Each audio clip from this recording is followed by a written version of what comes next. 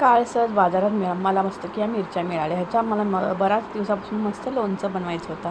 या मिरचीचं लोणचं एक नंबर चवीला चपाती भाकरीवर लागतो, भाताबरोबर छान लागतो. मिरच्या स्वच्छ धुवून वगैरे घेतल्यात आणि छानपैकी त्याला मध्ये चीर पाडून घ्यायचा. इथे मग सगळं धनापूड घेतलेले सगळे खडे मसाले मी बारीक करून घेतले. त्यात मेथी दाणे, मिरी, लवंग वगैरे टाकून छानपैकी पूड करून घेतलेले आणि तो तिखट मसाला वगैरे घेतला आहे, मीठ घेतलेला आहे.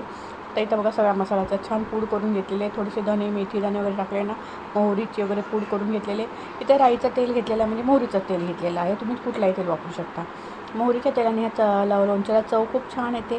सगळं मिक्स करून घ्यायचं आहे. मस्त मिरचीला मध्ये चीर पाडून घ्यायचे आणि मिरचीला चीर पाडून घेतली ना की हा सगळा मसाला त्याच्यामध्ये भरून घ्यायचा. सगळा मिक्स करून घ्यायचा आहे. सगळा मसाले, खडे मसाले वगैरे सगळे त्याचा बारीक पूड केले आणि ते सगळं मस्त की बारीक करून मस्त घेतलेलं आहे आणि मिक्स करून मस्त मिरचीमध्ये भरून घ्यायचं आहे. सगळं भरलं की राहिलेला मसाला त्याच्यावर मस्त बुडबुडायचं आणि त्याच्यावर टाकायचं आहे मस्त मोहरीचं म्हणजे राईचं तेल.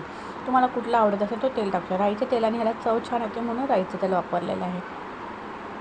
आता ह्या मिरचीचं लोणचं खूप सुंदर पराठ्याबरोबर लागतो. साधी मिरची नुसतं वरण भात घेतलं तरी खूप छान लोणचं चव येते ह्याला. आता सगळं भरून घेतलेलं आहे आणि सगळं भरून झालं की थोडंसं मस्त की थोडं राईचं तेल त्याच्यामध्ये मसाल्यामध्ये तुम्ही टाकू शकता आणि छान भरून घ्यायचं. सगळं छान भरलं की मस्त मिरचीचं लोणचं तुमचं तयार होतो. थोडंसं ऊन द्या तुम्ही, ह्याचं पाहिजे असेल तर मस्त मिरचीचं लोणच्याला ह्या.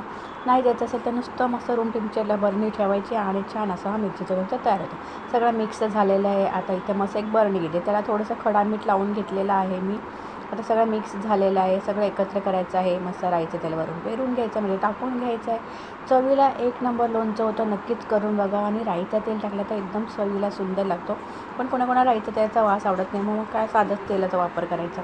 मिक्स करून घ्यायचं आहे. बरणी मस्त की घ्यायची आणि त्याच्यामध्ये मीठ टाकून घ्यायचं आहे. थोडंसं आवडत असेल तर तसं टाका आणि छान की तुम्ही विनेगरही वापरू शकता. याच्यामध्ये मी विनेगर नाही वापरलेलं कारण माझ्या नव्हतंच आणि मला आवडत पण नाही.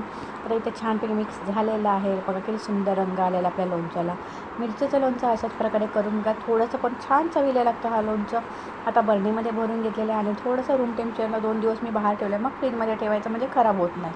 कमी जास्त तेल तुमच्यावर आहे, तुम्हाला पाहिजे तर जास्त टाका. मी थोडंसं टाकलेलं नॉर्मल आणि मग नंतर मी हा सगळा मुरल्यानंतर थोडंसं आणखीन वरून तेल टाकलेलं आहे. काही मस्त बरणीमध्ये भरून ठेवलेलं आहे. अशा प्रकारे भरून ठेवा. पाहिजे तेव्हा तुम्ही काढून घ्या असं लोणचं. 2 दिवस मी बाहेरच ठेवलेला म्हणजे छानपैकी रूम टेम्परेचरलाच ठेवलं होतं आणि मस्त मिक्स करून घेतलेलं आहे. छान लोणच्याला चव आलेलं. आवडल्यास लाईक, सबस्क्राईब. पुन्हा भेटू, तोपर्यंत बाय बाय.